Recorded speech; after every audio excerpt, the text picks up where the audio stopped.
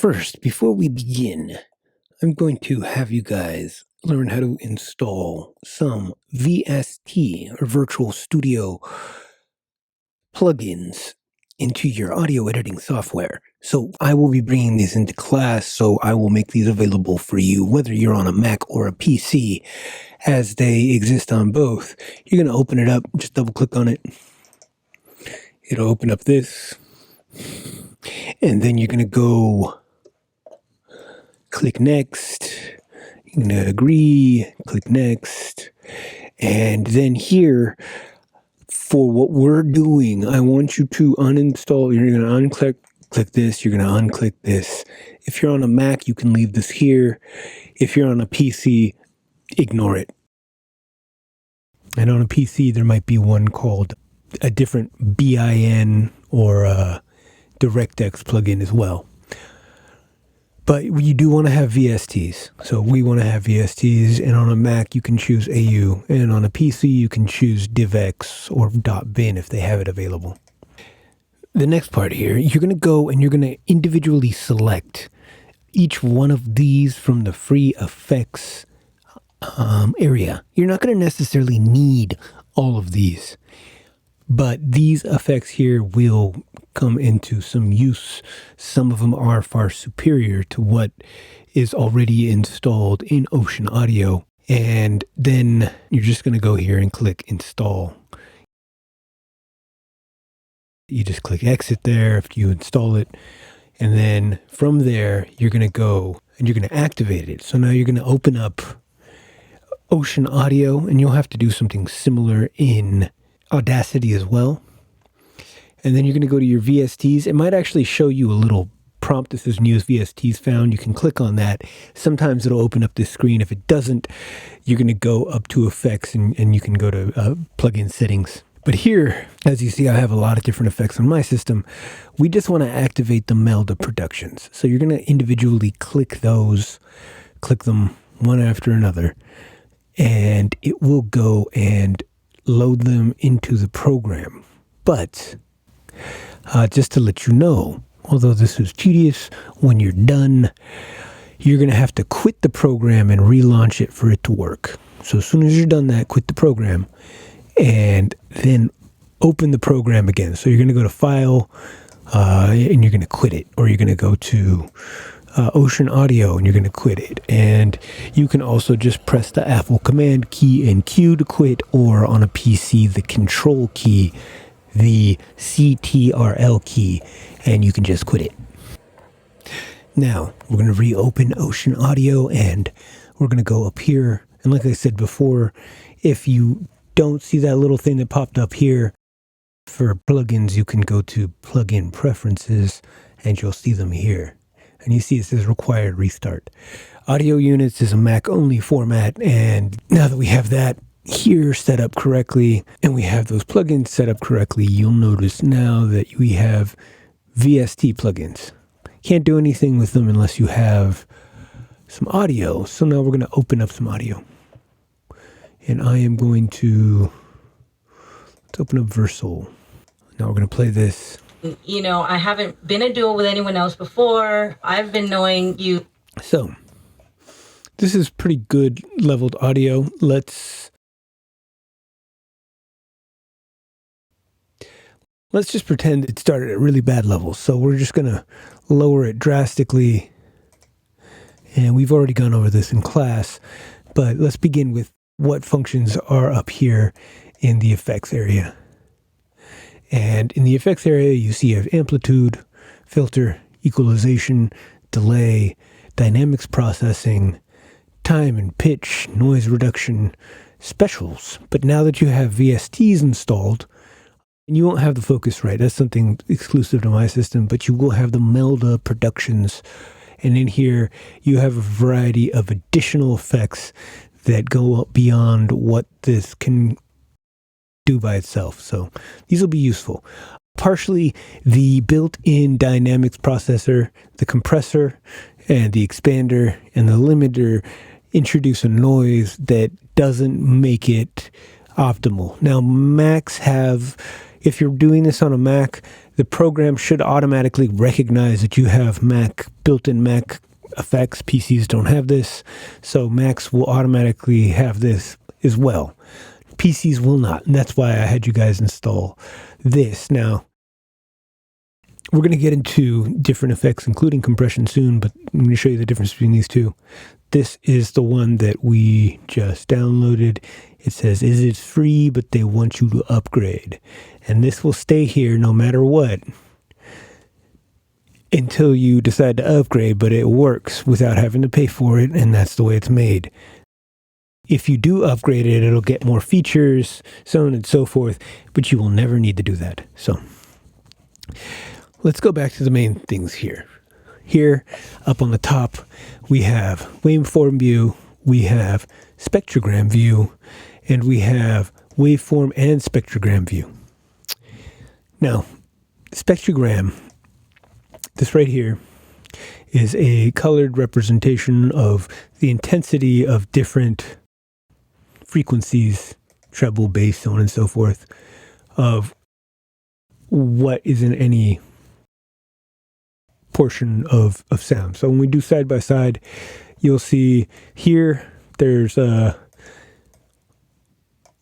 pretty loud sound in comparison to everything else. And you'll notice that here it's higher.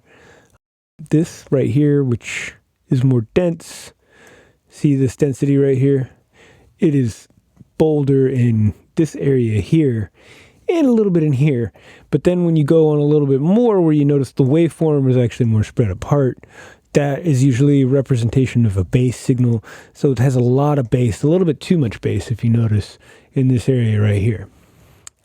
So with music, you do want that low end frequency, but with dialogue, you'd never do. Now, what we're looking at here is music. I'll show you, for example. That's Verso, an artist we recently had in KPFA, and they performed live in our studio. And then here's the interview. Officially announced it yet. And you'll see also immediately there's definitely a difference between the overall intensity of certain frequencies. You'll notice right off the bat, the low end frequencies here are drastically less bright, because vocals usually don't have that same subsonic frequencies that a kick drum will have, or a bass guitar or a bass synth might have. Now, this will be useful for a variety of different reasons. Another thing I want you guys to do is over here on the right hand, your default should be looking something like this, I believe. And we don't want that. If it looks like this, we don't want that. What we want to do is we want to go over here to decibels. So make sure to change it to decibels. And this is how you can change it from different modes. But let's just get at a spectrogram view and let's go back over here. So here you see you can change to those views. You have your undo, you can cut, you can copy, and you can also do those things right here, undo, cut, copy, paste. All those are accessible right here. If you have something copied, you can then paste it, for example. You can also choose this to delete any section. We're going to undo that. But you can also go over to your computer keyboard and let me pull down this so you can actually see what keys I'm pressing when I press a key. Here we go. So another way you can delete, and I've already showed you this in the class, is by pressing the backspace. You see how the backspace, right there. And now I'm going to pay attention to this. I'm going to go Command Z, and that'll undo it. And on a PC, it is the Control key, it is the CTRL key, and Z, which on a Mac will show up like this. This is what it looks like on a Mac. And you press Z, it does something completely different on a Mac, so don't worry about it. But now we're going to go on to the next part. Now you see this is a crop. Crop is another useful tool that you find underneath the edit menu, and crop is also known as trim. If you click that, it will delete everything around the selection rather than the selection itself, and then we can just undo that. And after that, we're getting down to something that we need to do. I showed you how to normalize before, and normalizing here is accessible through this, as well as by going here and going down to normalize. Then you can click normalize to 100% and just click apply. Boom. Now you can also do the same thing by going here to this area here and clicking this, which is really quick and easy. Now, let's say you want to delete a section of audio without deleting the time. You don't want it to delete like this. You just want it to be silent right there, So let's see how we do that. Right here, there's the silent function, which you can just click right there to silent. And as said before, you can go up here and you can find the same thing in the menu. So you can do that right there, undo silence. And then here, this can be useful if you have a piece of audio where somebody, let's say somebody curses in the middle of a song, says a bad word, and you want to play the song, you can just highlight that part of the song where they say something bad, and then this isn't an actual bad word here, but you can then reverse it, and then it is a little bit better for air. FCC is not going to get so mad. That is one thing that is not a factor on just podcasts and internet streaming. But if you are on FM radio, you do want to make sure that there's no profanity in your work. Nobody says certain curse words, certain bad words, as the FCC fines sometimes hundreds of thousands of dollars. Like you can end up with like a couple $100,000 of fines for playing something with profanity. So if you find something with profanity in your actual interview, you're interviewing somebody on the street, they get really passionate about what they're saying. They say, bleep this, bleep that. There's no bleep. You have to add the bleep. Now, another way you can add the bleep here, and this is something that it's really useful. They have this right here. It's called the Roger beep. Okay, this is if you have an Apple or a Mac, you're not going to have this on the PC. So instead, we're going to go generate tone. Okay, now the standard Roger beep or, profane word beep that everybody uses is at 1,000 hertz or 1 kilohertz, 1K or 1,000 hertz. And it'll sound exactly like this. You've probably seen a lot of TV shows. See, that's how you do that. That is very, very useful in certain situations. Now, we're going to go on beyond that, and we're going to go into another thing here. Cuts off really quick like that. We want to have more of a smooth dip. Or where's the even better spot?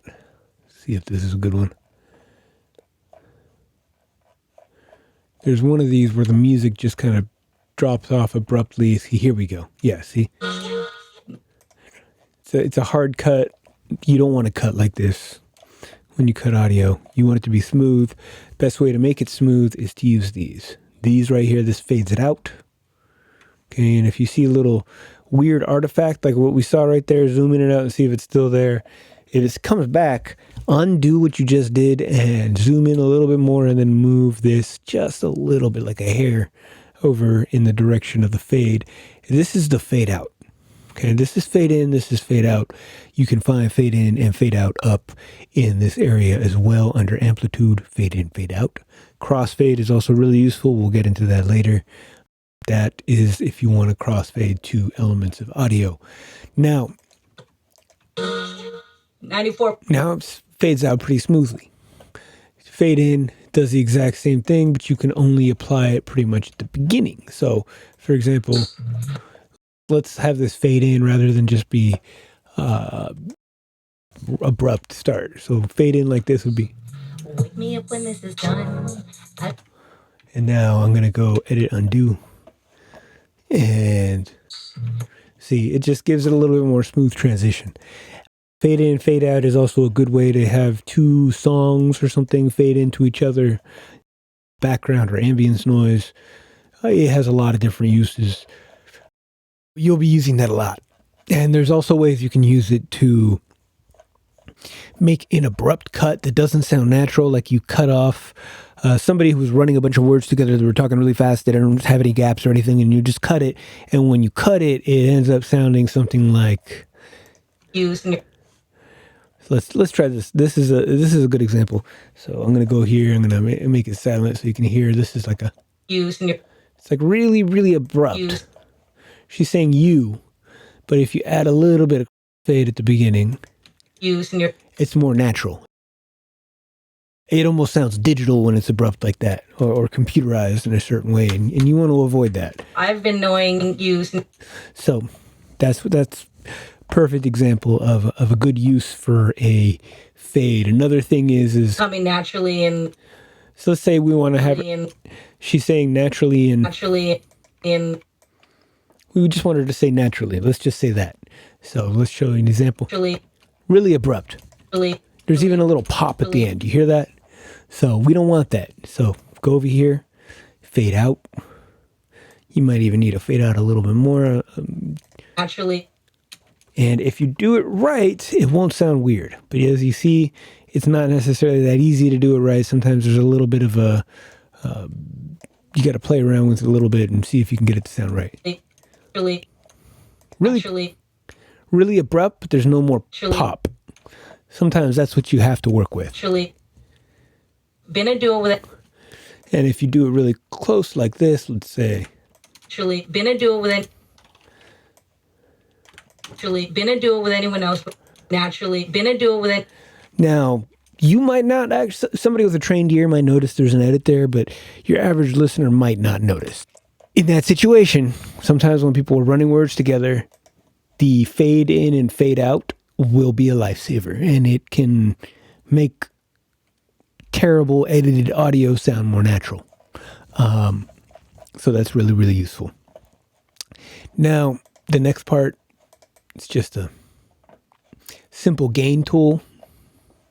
Now this, you can click right there and it says show hide gain tool, and it toggles it on and off. So it's not actually something that is permanently running, but it'll always be there. What that means, notice how when you move it there, you can actually see the level. You can make it really quiet, you can make it really loud.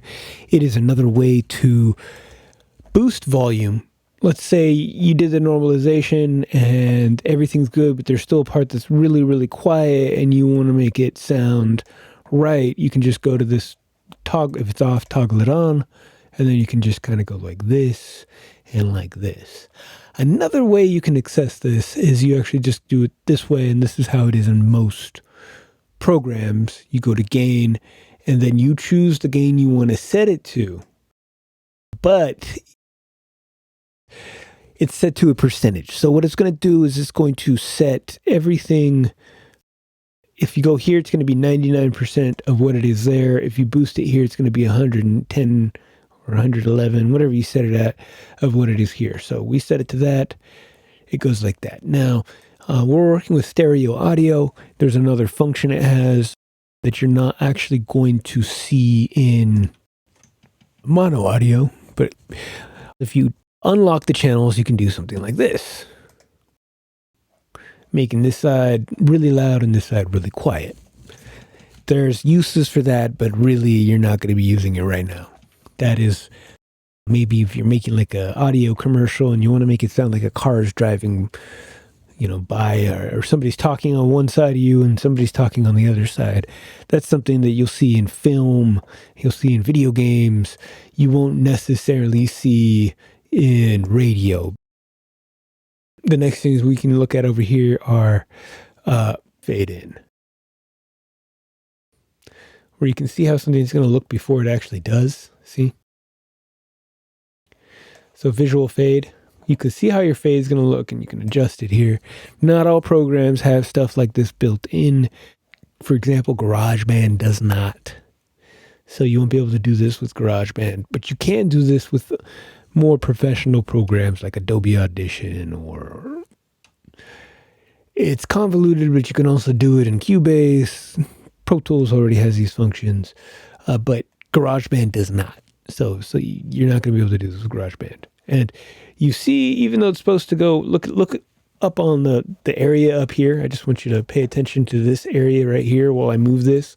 When it's on this side, it automatically adjusts to be a fade out. And if I move the fade out past the center, it becomes a fade in. So I can see how these fades are. I'm not going to fade anything here, so I'm just going to untoggle that. And instead of apply it, in order to apply it, you want to press return. Okay, now this is a crossfade. Crossfade, though, you can have a dual fade like this, and you can also do this. Let's show you what a crossfade can do here. We're not going to crossfade that. We're just going to undo that. Good example of a really good use for a crossfade. Tell us a little bit. See that abrupt? That's Pedro. Pedro Reyes, who's one of my colleagues. That is his voice right there, interviewing Versal. But here you can now do this. And this, I can change the dynamic. I'm going to do a linear fade on that end. And over here, we can now adjust that. I'm going to make it a little bit more blocky because I want to make sure that we can hear Pedro really, really loud. And see all these different, look at, this is really kind of powerful in more than one way. But we want to make sure Pedro is as loud as he possibly can get. So let's see what has the most volume. It doesn't fade out the most. And that's going to be linear, I think. And remember, to set this crossfade, you have to put the marker in the middle of where you want the crossfade, and then it'll adjust it around it. We don't want that long of a crossfade. We just want something short, so it's just smooth. Okay. In this example.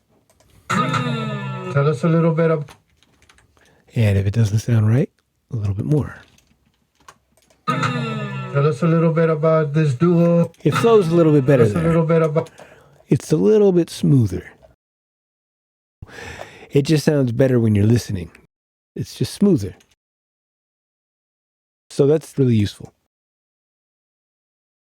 Now we're going to go back up to here, and we're going to go back through Amplitude and see what you didn't look at. Now, DC offset is something that is really, really important, but you're not necessarily going to find many examples of it in this particular piece of audio. But the Amplitude actually, I can actually induce a DC offset to show you what I'm talking about. So let's induce a DC offset. So let's do a negative DC offset. And let's show you what that means. The red line is here. And now when I just go right here, boom, it's right back, snaps right back on. Now, you'll never be creating a DC offset like I just did. But what you will be doing is removing them. So a positive DC offset, let's show you that just for reference. You already saw the negative, but a positive DC offset is going to be here. Let's pop this into the positive. Let's keep it consistent. And then here, notice it's center lines above the center line. Go back to remove DC, and it pops right back on there, right where it needs to be. Okay. Now, what I was doing there, just to let you know, is the DCs should always be at 0. So the top is always the positive, the bottom is the negative. A more accurate technical term for positive waveforms, or this side of the waveform, is called a compression. And down here is a rarefaction. Now, what that is in as the waveform peaks up, if you imagine water, those water waves, the higher waves are kind of pushed together, and they're pushed together so much that they're pushing themselves out of the water. These ones right here, just imagine that. They're pushing themselves up, but when it relaxes and it's able to settle, it goes back down here. And the term for that here is a compression and a rarefaction. But when you have a DC offset that has a negative bias, you can have clipping in the bottom region of the waveform or the rarefaction. And then if you have a DC bias that is pushing the audio into the positive DC, then you might get clipping up here. We don't want that. If you do encounter a situation like that in class, I will show you exactly what it is so you have a more hands-on approach to it. And I might do something like bring in some bad audio at some point and have you guys repair it.